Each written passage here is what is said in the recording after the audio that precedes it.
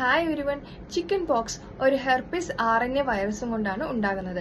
ഈ വൈറസ് നമ്മുടെ ശരീരത്തിനുള്ളിൽ വന്നു കഴിഞ്ഞാൽ 4 മുതൽ 12 ദിവസം ഇൻക്യുബേഷൻ പീരീഡിനുള്ളിൽ ഇതിന്റെ ലക്ഷണങ്ങൾ കണ്ടു തുടങ്ങും. തുടക്കത്തിൽ തീവ്രമായ ചൂടോടുകൂടിയ പനി ഉണ്ടാകുന്നു, ശരീരം വേദന ഉണ്ടാകുന്നു, തലവേദന ഉണ്ടാകുന്നു, നടുവേദന ഉണ്ടാകുന്നു. പിന്നീടുള്ള ദിവസങ്ങളിൽ വളരെ കുമ്മളവ, അതായത് വെള്ളം നിറഞ്ഞ കുമ്മളയായിട്ടുള്ള റാഷസ് എസ്പെഷ്യലി മുഖത്തും ശരീരത്തും കണ്ടുവരുന്നുണ്ട്. പിന്നീട് ഈ റാഷസ് ഉണങ്ങിപ്പോകുന്ന ഭാഗത്ത് വല്ലാത്ത ചൊറിച്ചിലും ഇറിറ്റേഷനും കണ്ടുവരുന്നു. സോ ഇത്തരം റാഷസ് നമ്മൾ മാക്സിമം അത് ഇളക്കി കളയാതിരിക്കാൻ ശ്രമിക്കുക. കാരണം അവിടെ സ്കാർ ഫോർമേഷൻ, ഡീപ്പായിട്ടുള്ള സ്കാർ ഫോർമേഷൻ, ബ്ലാക്ക് പിഗ്മെന്റേഷനും ഉണ്ടാകാൻ കാരണമാകുന്നു.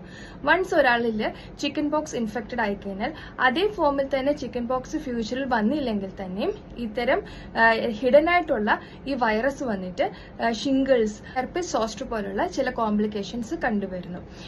ചിക്കൻ പോക്സിന്റെ തുടക്കത്തിൽ നമ്മൾ മാക്സിമം ലൈറ്റ് ആയിട്ടുള്ള ഫുഡ് കഴിക്കാൻ നോക്കാം.